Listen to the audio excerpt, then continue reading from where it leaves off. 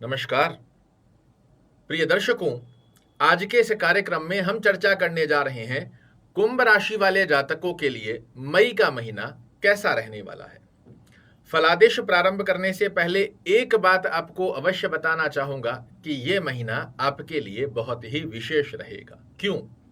क्योंकि पिछले लंबे समय से जो धन की स्थितियां आपके पक्ष में नहीं बनकर आ पा रही थी, कुटुंब परिवार में यश मान और प्रतिष्ठा की स्थितियां लगातार डगमगा रही थी, वाणी का जो वर्चस्व आपका बना हुआ था वो लगभग 13 महीने से खोया हुआ था, आपकी डिजायर्स को पूर्ण करने में जो विलंबकारी स्थितियां आपको देखने को मिल रही थी, आपकी आय में जितनी आप डिजर्व करते हो उन स्थितियों का योग आपके पक्ष में नहीं आ रहा था, वो इस महीने की पहली ही तारीख पर आपके पक्ष में आता हुआ दिखाई देगा।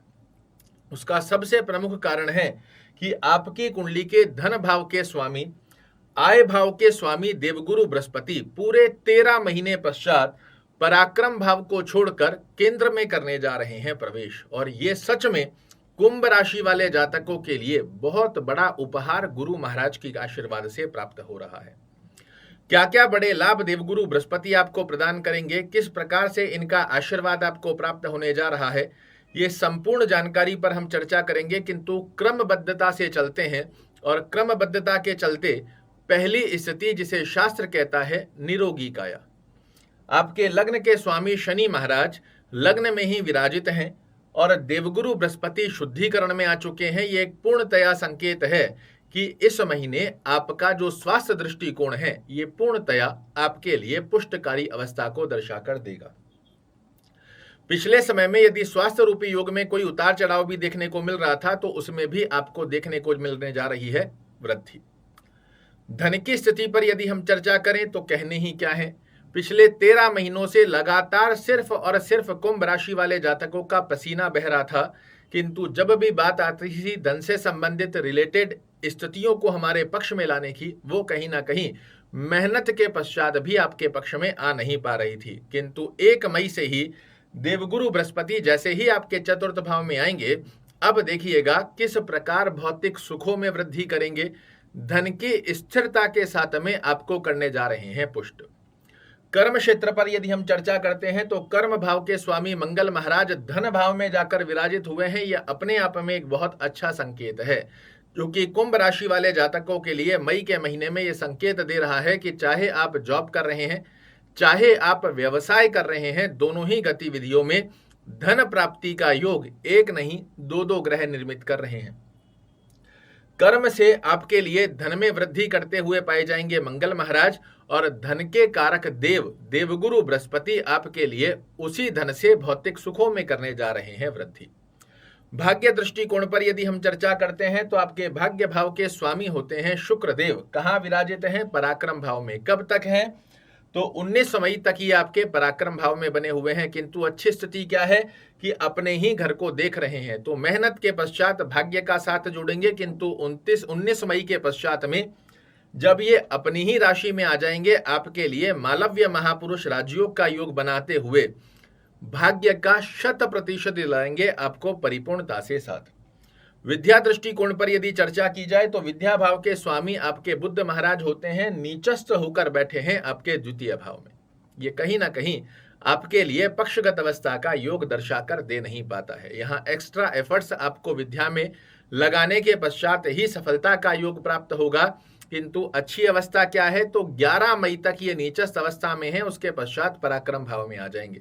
और विद्या भाव का स्वामी पराक्रम भाव में आना यह संकेत है कि मेहनत आप करो, रिजल्ट की स्थितियों का निर्माण मैं करूंगा। इसी प्रकार की अवस्था का योग बुद्ध महाराज आपके लिए निर्मित करते हुए पाए जाएंगे।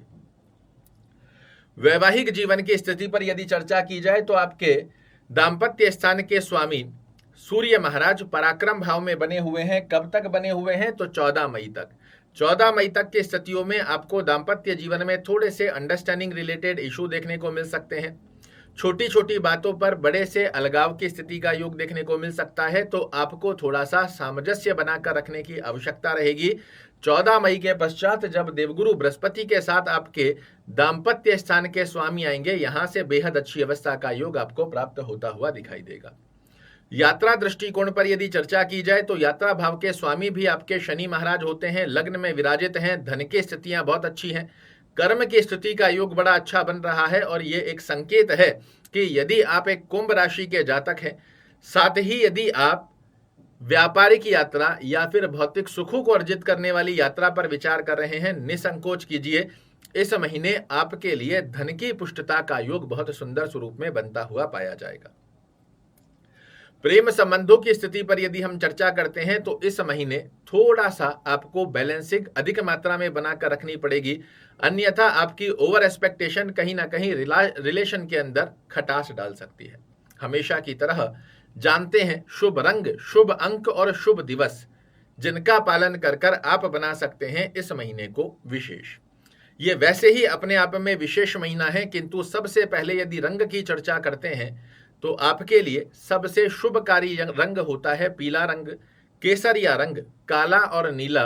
और 19 मई के पश्चात सफेद रंग का जितना ज्यादा प्रयोजन आप अपने इर्द गिर्द आसपास के वातावरण में, खाने में, पहनने में प्रयोजन करते हैं, उतना ज्यादा सकारात्मक ऑरा आपके निर्मित रूप से देखने को मिलेगा।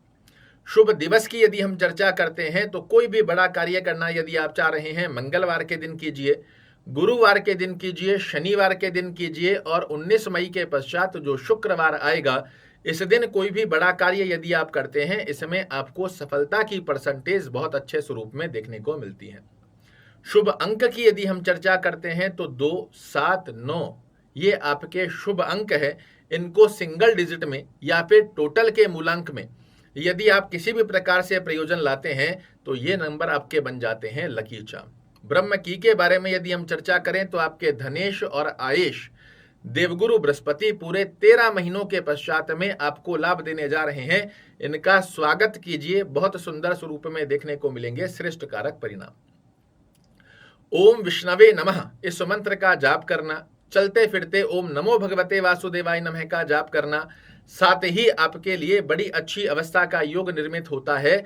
आप विष्णु सहस्त्र नाम का पाठ अगर करना संभवत ना भी रहे तो इसे सुनिए। थोड़ी व्यस्तता है तो एक बार में पूरा नहीं तो थोड़ा थोड़ा कर कर सुनिए, देखेंगे किस प्रकार आपके लिए धन की स्थितियां करती हुई पाई जाएगी आपको परिपूर्ण। आशा करता हूं मेरे द्वारा दी गई ये जानकारी आपको पसंद आएगी। कल फिर से एक नई जानकारी लेकर आपके सामने उपस्थित होऊंगा। तब तक के लिए नमस्कार।